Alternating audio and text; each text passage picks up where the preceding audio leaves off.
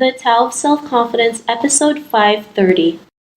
Welcome to the Tao of Self-Confidence, where I share stories of amazing women who have discovered their inner journey to self-confidence. Visit our website at thetaoofselfconfidence.com. Your inner journey to self-confidence awaits. Well, hello friend. Welcome to the Tao of Self-Confidence, where I share stories of amazing women who have discovered their inner journey to self-confidence. I'm your host today, Sheena Yap Chan, and today I have a phenomenal lady on the show today. She is a world traveler, a video innovator, and she was also LinkedIn's top voice, which I'm really excited to have on today and share her story. So without further ado, I'm going to introduce you to Nguyen. String, how are you today? Maybe you can fill in a little bit more about yourself to our listeners. Hi, Sheena. Thanks for inviting me on the show today. So I was super interested and intrigued by the concept of having confidence as an Asian lady. So my name is Nguyen. I travel around the world, have a fantastic life in pretty much like geeking up with smart people and organizing fried chicken parties. I recently set up a channel on LinkedIn because they just recently added video last year, and one top voice for that, pretty much like doing videos almost every day.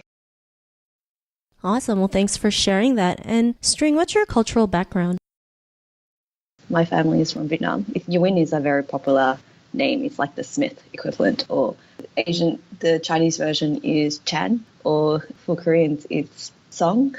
So it's like a very popular Vietnamese surname. Awesome. Well, thanks for sharing that. And what would be your favorite self-confidence quote?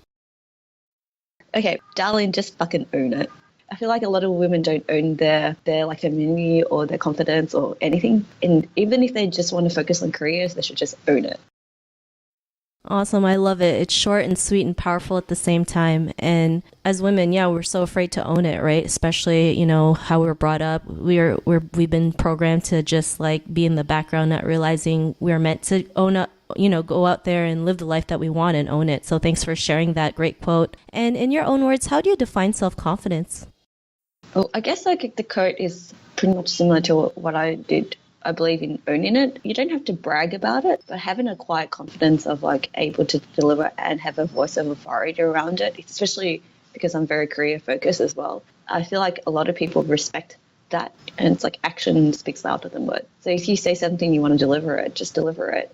And also give credit due to everyone else, because running a business is really hard, I think. And it's more than, it's like a team effort. But owning it, owning what you believe in, owning what you love, and having the confidence to own it, there's something really, something really amazing about it and beautiful about it as well. So I'm always like looking out for and supporting other women who want to just own it.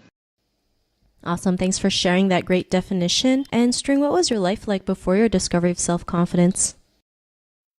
In high school, I went to normal girls' school. And before that, I was like an interior designer. And then when I realized video was a way to amplify my confidence as well. And I realized that I became more myself when I discovered video. Thanks for sharing that. And what was the moment you realized like video was for you? And, especially doing videos, like probably the scariest thing anyone can do. I remember doing my first video. It was really terrifying for me, like sweaty palms and constantly stuttering because I was just so scared of what others might think of me. But what was that aha moment for you when you realized like, video was your path or your passion? What was that aha moment? I think because I was a super geek, because what I was trying to do is like use it as a tool to teach others what I learned. So that's the other quote is like the fastest way to learn is to teach. And you don't necessarily have to brag about everything, but I feel like providing value in terms of what you learned and what you think about is a form of value, right? And video started for me was on Meerkat. Have you heard of Meerkat? It's like a Periscope or live streaming platform that was on mobile. And within 6 months, it died. But within that 6 months, I learned a lot about how to create video content that was super engaging. I learned how to build up a channel, and I learned how to build up a global audience. And then use these 3 C's, channel, content, and community, onto other platforms. And that technique has really helped me on building up my global presence. Awesome. Well, thanks for sharing that. And that's great that you're able to do that, especially, most people when they start, a channel on a social media platform and it dies, they feel like it's the end of the world. You just picked up where you left off and just, started a brand new channel and did the same thing, and you still were able to create a global audience. So it's like, just because one thing ends, or, what they say, when one door closes, another one opens, and, you're proof of that. And, because of that realization, what's your life been like now? Well, if you had to compare me to Australia, because I started the channel in Australia, and Australians have this thing called the tall poppy syndrome, where if you're too much on like braggy or feel like you're number one, the first thing they do is like they cut you down and undermine you. So I had to go like all the way to America to realize that I was quite good at what I was doing. And I recommend to travel around the world because it gives you a different perspective about stuff. And if you could handle like traveling by yourself, it would help you build up the tool sets on how to handle situations a lot more and have the confidence to do things yourself as well and become more independent.